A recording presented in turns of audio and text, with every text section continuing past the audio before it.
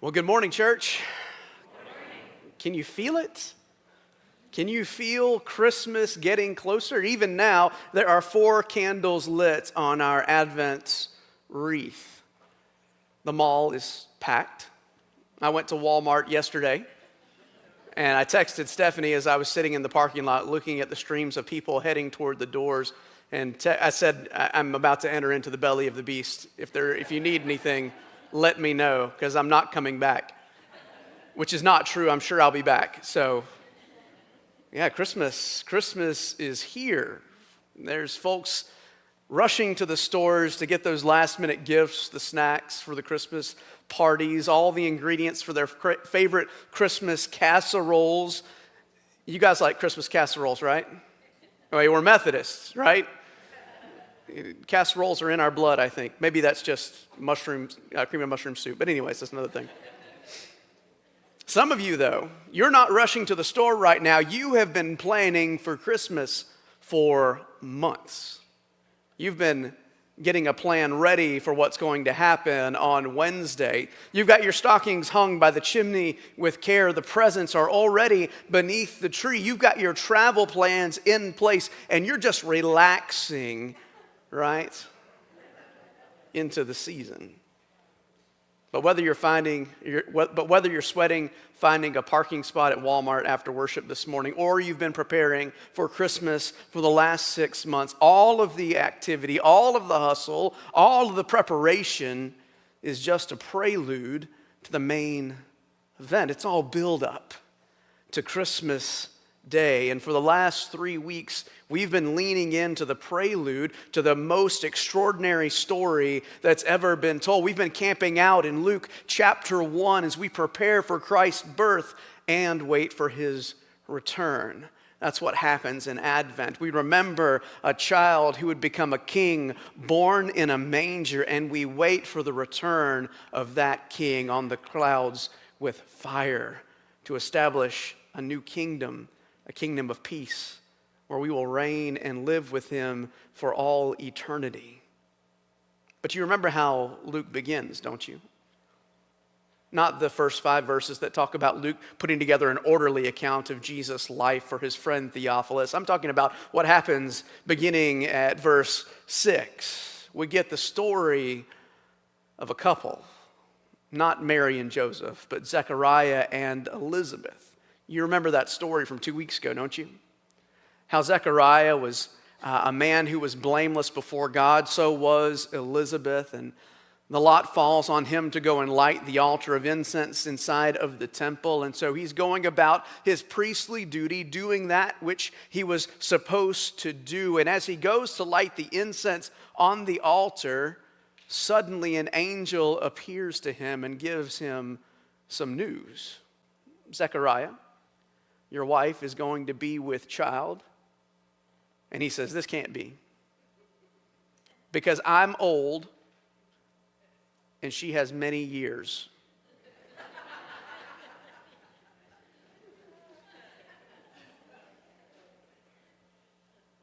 Zechariah and Elizabeth are an elderly couple. They're long past the years and the age of having children. Zechariah, he can't believe the news. And so that puts Gabriel off just a little bit, right? And he says, guess what? Since you can't believe the news, I'm going to give you some space, some silence, so that you can see for yourself the power and the generosity and the mercy of God. Gabriel gives Zechariah the gift of silence, the gift of space, until all that the angel told him came to pass. This is the story of that moment when all the things come to pass in Luke chapter 1, beginning at verse 57. It says there that when it was time for Elizabeth to have her baby, she gave birth to a son.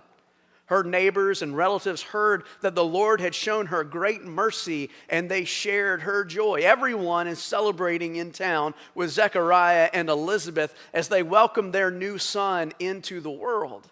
This new son who, as of yet, does not have a name, because Jewish children aren't named until the 8th day when they come to circumcise the child. Verse 59 says that on the 8th day they came to circumcise the child, and they were going to name him after his father Zechariah. Do y'all know any of those theys that tried to name your children before you did? It's okay. You remember, don't you? We know what that child's name's going to be.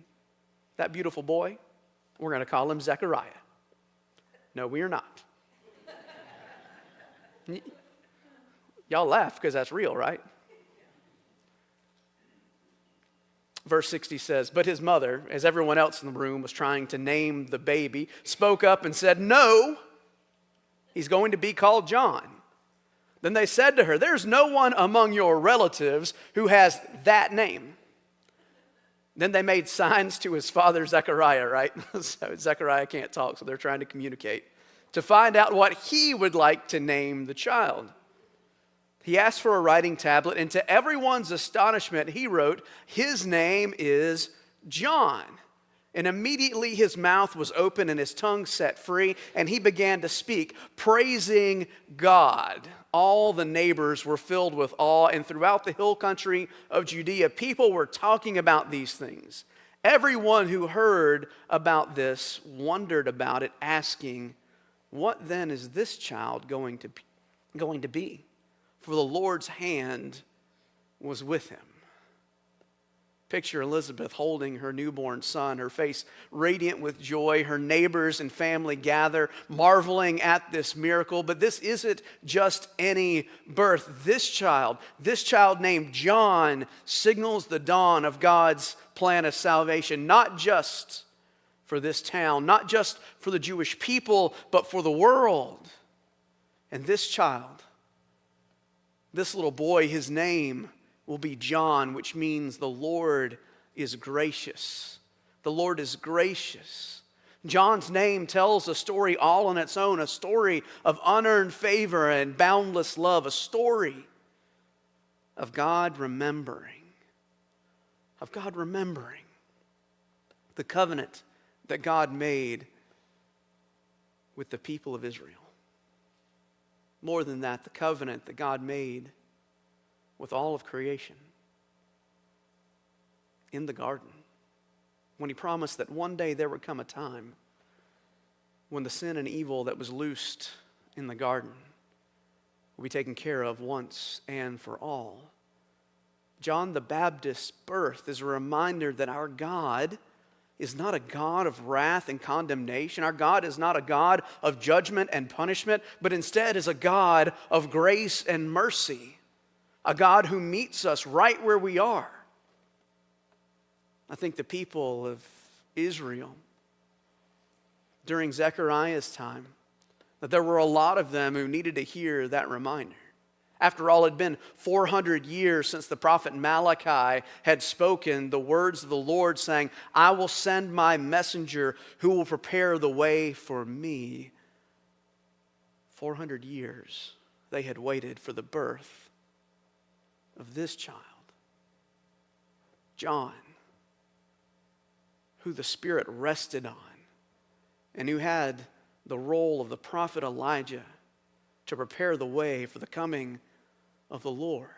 400 years, people had watched and waited for this moment. Can you imagine what it must have been like to live in that silence? To live in what felt like abandonment, living in fear,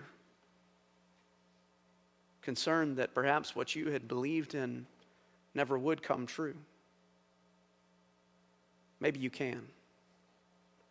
Maybe you've been living in silence, like Zechariah, like the people of Israel. Maybe you've been living in fear, living in brokenness, waiting for some kind of rescue, some kind of hope that you are not forgotten, that you've not been abandoned, that you can believe what you've heard and what you hope about God. If that's you, I want you to know that you are not alone. You are not abandoned. The same God who heard the prayers of Zechariah and Elizabeth, the same God who heard the prayers of the saints before them, hears your prayers and knows your hurts.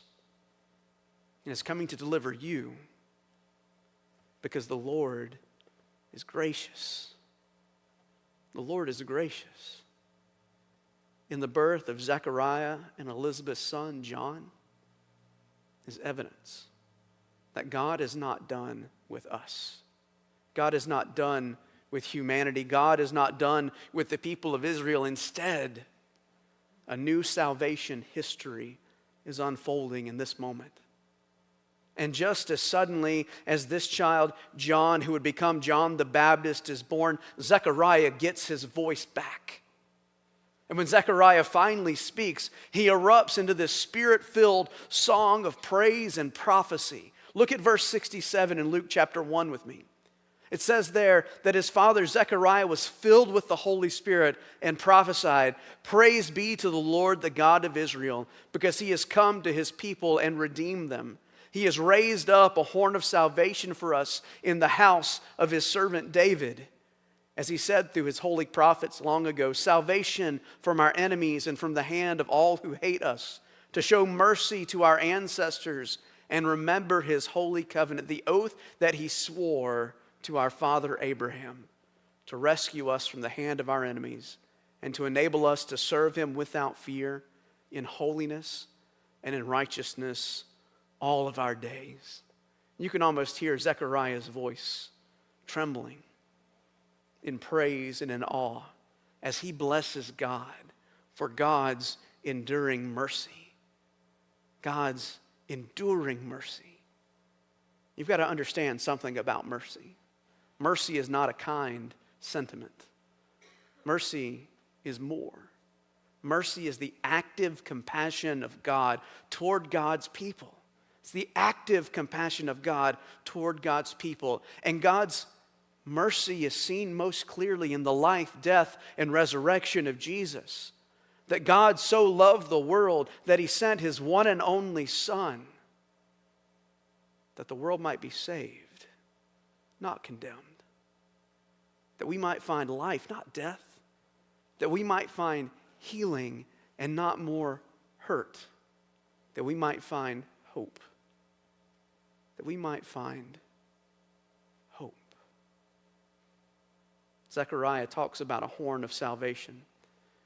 And the horn of salvation isn't a horn that you blow like a shofar, a ram's horn. The horn of salvation is not even a horn that you would drink from like some kind of Viking, right? It's not that. The horn of salvation refers to the literal horns of an ox or a bull that were used for defense and protection for the animal. God has raised up a horn of salvation, a horn of protection, a horn of defense for God's people, a horn of deliverance. Zechariah is talking about God's strength and God's protection for God's people. And this isn't some abstract theology, friends. This is real life rescue for a people who are lost and broken. God's mercy is deeply personal, touching our lives when we least deserve it, and showing us a way to live into salvation and new life. Sometimes when I think about this passage, I hone in on the idea of salvation and rescue. Zechariah talks a little bit about rescue. God's salvation, in fact, is a rescue mission. God is delivering his people from fear and bondage so they can serve him in holiness and righteousness. And the image that immediately came to my mind when I thought about rescue is in the last moments of the movie Titanic. Do you remember Titanic? Where folks are out in the water in the lifeboats, the rescue boats, calling out for survivors and pulling people up into the boat, out of the water, out of sure and certain death, into a boat where there is safety, where there's a chance at life again. I think sometimes we think that salvation and rescue just have to do with us being in the boat. But salvation and rescue, at least in the way we talk about it as Christians, is not just about being saved from sin and death and hell. salvation and rescue are actually an opportunity to live a new kind of life, to live a new life in Christ. If you've been rescued from the power of sin and death, then you have the opportunity, you have a second chance. If you've been saved by grace and redeemed from the evil powers of this world, then you, even now, can start again. What a tragedy it would be to get into the life raft and just sit. To be content out of the water. Not to put your hand to the plow or to the oar in this illustration. I don't know about you, but if I was ever in a shipwreck, as soon as I was pulled into the life raft, I'd be looking for the flare gun, right? I'd be looking for a way to help out, an opportunity to get us out of this water, because it's not just enough to be in the raft. That's rescue. But now you've got to do something to get to true safety. The Christian life is that way. You who have been saved by grace have the opportunity. More than that, you have the obligation to do more than just sit in this raft called salvation. Now we have to extend salvation to others, to share the gift of redemption that we have experienced, the gift of rescue with the people who are near us that we see day in and day out, and people that we don't even know. Some of us need a new start this morning.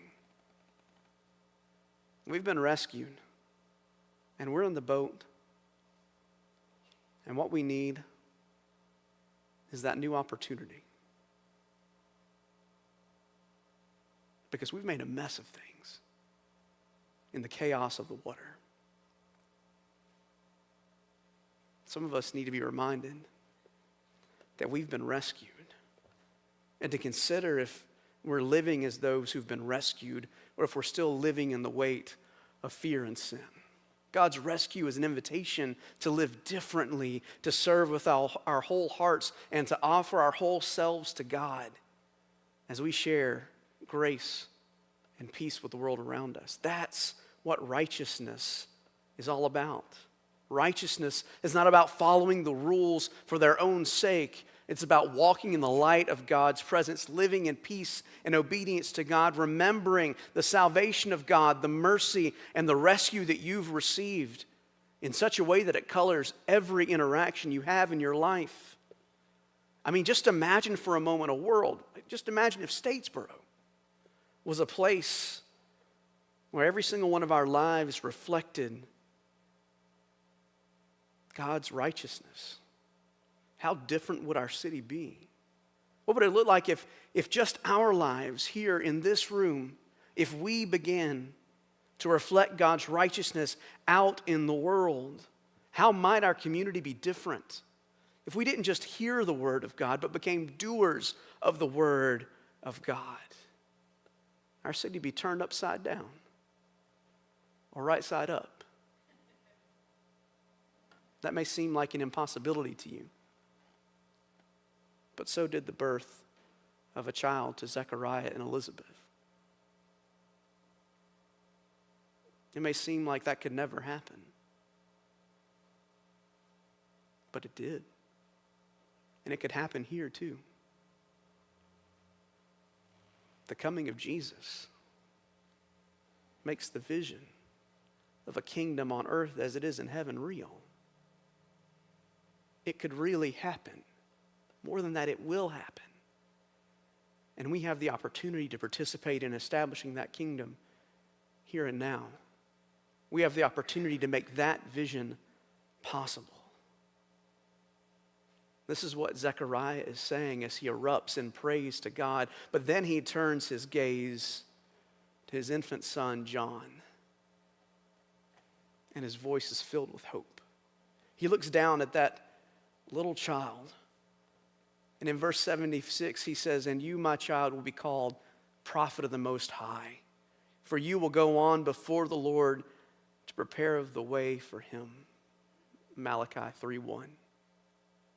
To give his people the knowledge of salvation through the forgiveness of their sin, because of the tender mercy of our God, by which the rising sun will come to us from heaven to shine on those living in the land of darkness and in the shadow of death, to guide our feet into the path of peace. And that is exactly what happens in John's life. John, who was born a child, grows up.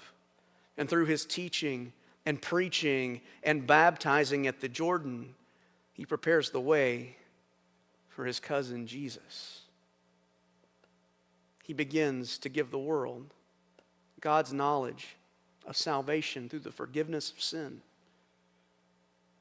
He shows the tender mercy of God that shines on we who live in darkness and in the shadow of death to guide our feet into the path of peace.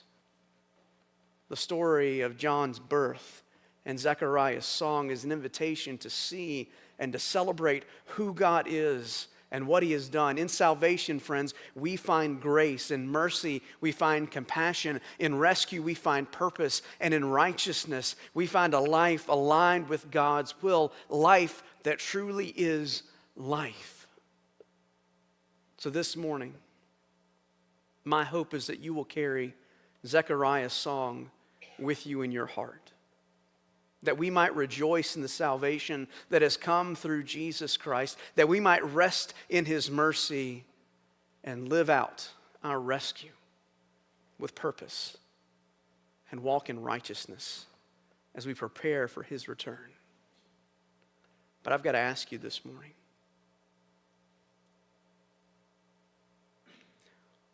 what step do you need to take? Because there are some of us in this room today who need to embrace salvation for the first time. Or maybe you just need to rekindle your gratitude for the grace and the mercy that's been shared in your life through Jesus Christ. Or maybe there's an area of your life where you need to rest in God's mercy, surrendering your fears and your failures to him. Or maybe you've been rescued, yet you're unsure how to live out this new opportunity that God has given you for life. Friends, today, each and every one of us has a next step to take as we prepare for Christ to come as a child in a manger and as a Redeemer with power. What is your next step? Take a moment to write it down in your bulletin this morning. And then put that bulletin in a place where you can see it. So that the work that you begin here in Advent might carry you forward to Christmas, to Lent, to Easter and beyond. Take a moment to reflect where God is inviting you to respond today. Because make no mistake, friends, God's inviting us all to respond today.